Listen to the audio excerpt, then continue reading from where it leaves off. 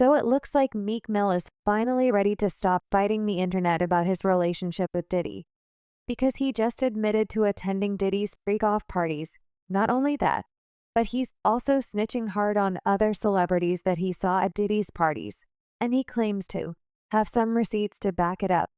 But it looks like the reports about how some of the biggest celebrities in Hollywood were at Diddy's free parties. And Meek Mill just gave up some of the biggest celebrities to save his own skin and get the fans off of his back. The list is pretty shocking because Meek Mill came with all the deeds. Meek Mill has been fighting a losing battle against the internet since Lil Rod's lawsuit exposed him as Diddy's boy toy. He went on a rant against these supposed haters on Twitter saying, "I'm from Philly. I don't do nose candy or freaky molly. Nobody won't ever offer me that because I'm that heavy. No man or white will ever approach me about gay activity, and the whole place, don't get flipped, woke up seeing this on every blog like they know I'm coming." He also said, "That's why I always come around all these industry nines with my real friends. You never catch me around anybody from the industry alone. Can't even hold a combo without my dog stepping in the room. It's been that way." Pay continued, "When I got a girl around me, I'm effing on her twice a day. Ask some of your favorites. P don't control me, but it's like a high one love to the gay people, but that juicy P do it for me. I don't ran red lights to get that feeling."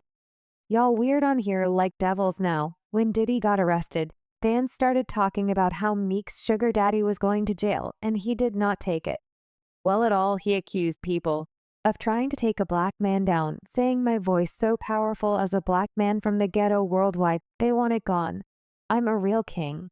Straight out the trenches under the control of no human. They learn how to damage, can't stop us of brands from bots and campaigns like politicians." However, it looked like the reports of Diddy being in so much trouble that he was denied Bill has put the fear of God in Meek, and he is now trying to backtrack, offering up other names to protect himself. Hey, as long as they're dragging somebody else right and not him, cause he's been to jail and you don't want to go back. Now, we all know some of the big names that have been accused of being at these parties, so we're not going to talk about them. But I'm talking about the likes of Jay-Z and Beyonce, Usher, you know, the regular Dell that everybody's been talking about. But then Meek Mill came with some real tea. One of the first names that he offered up was Mary J. Blige. This is a very interesting choice, though, because fans have noticed how Mary has been going above and beyond to distance herself from Diddy. And it's worked for a good little while until Meek Mill tried to expose her for being at these freak-offs and going by Mary J. Blige's history with Diddy. I guess we shouldn't be so surprised that she was there beside him. Y'all, if you thought that Diddy and Jay-Z were tipped, wait until you hear about him and Mary J. Blige, cause these two go way back to the early 90s. And Diddy was even the mastermind behind some of her first albums, including her debut was the 411. So we're talking about a friendship that has lasted over 33 years. That's some real ride or die energy right there. But Diddy has always given her flowers for being one of the greatest performers and vocalists of all time. In an interview, he said Mary J. Blige is one of the greatest storytellers in R&B history. She created a lane for women around the world to speak their truth to power. So nobody deserves this success more than her, more than being my sister and my best friend. She will forever be a pioneer and the queen of hip-hop soul, who remains an unstoppable force that can accomplish anything. She sets her mind to nice words from Diddy to Mary right. But things took a turn in the late 90s to the early 2000s. Diddy and Mary J. Blige had a major falling out and were caught up in some serious beef, barely speaking for years. Eventually, Mary came out and owned up to it, saying that the drama was all on her because she was a hot mess and just couldn't get her life together. She said, "The reason why we split up is me not understanding the business the way I needed to understand it." At the time, she explained, he had a label, he had a female artist, he had Biggie. But during the time I was really dogging myself, I was a mess on drugs. Any smart man or business this man would have moved away from me. It felt like he was becoming distant. But looking back, I now understand why I wasn't delivering properly. I wasn't taking care of my health, so how can he roll his dice on me? Well, Diddy eventually forgave her, and they patched things up, and things were great between them again. But now it's a whole different story. Once Diddy got ready to buy the feds, Mary switched up on him big time, saying she burned that bridge ages ago.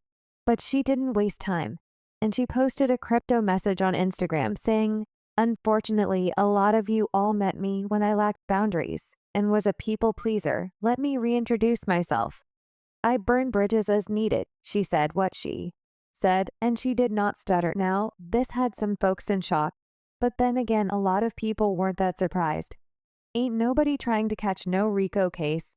But plus, rumors have been going around that Mary J. Blige might have gotten the Cassie treatment while she was with Diddy. Allegedly, he was violent with her, put hands on her, and even allegedly forced her to use a strap-off for his pleasure.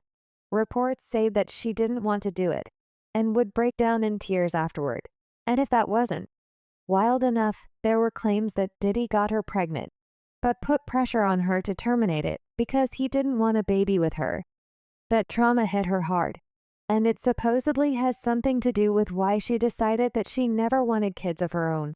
She hinted at this in an interview where she said, "I have nieces and nephews forever, and I'm always watching how people are scrambling for babysitters. I don't want to go through that. I like my freedom to go and move and do what I want to do.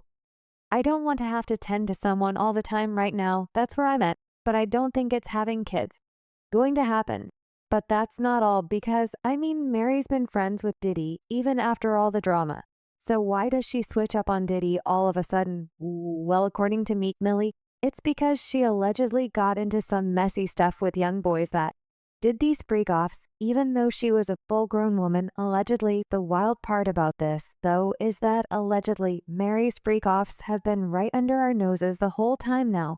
For those of you who might not know, Mary JBL had a pretty controversial relationship with singer Danny Boy when he was just 16 and she was 24. Danny recently opened up about it in an interview, spilling the tea that their first intimate encounter went down in 199.5. After the Source Awards, he claimed that he and Mary were at a party with a few folks, including Diddy's baby mama Misa Hilton. After a couple of drinks, he headed back to his room. But then someone called him back, saying a woman wanted to meet him. When he walked into the room, it was just Mary and Misa in that room. We was talking, I think I left out, and Suge called me back up to the room. He said, come back upstairs, man, or old girl want to see you. What is old girl? Think from one of the other girls. So I know the girl that he in the bed with.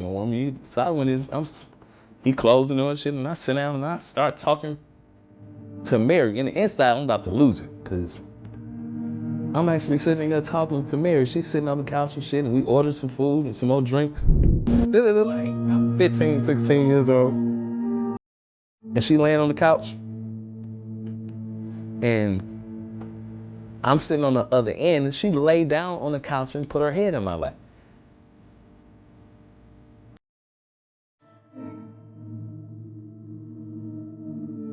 Can't talk. Here, she's going, you come back up here, now she's on my lap. I'm sitting there and I'm wondering, I'm like, okay, what is this here?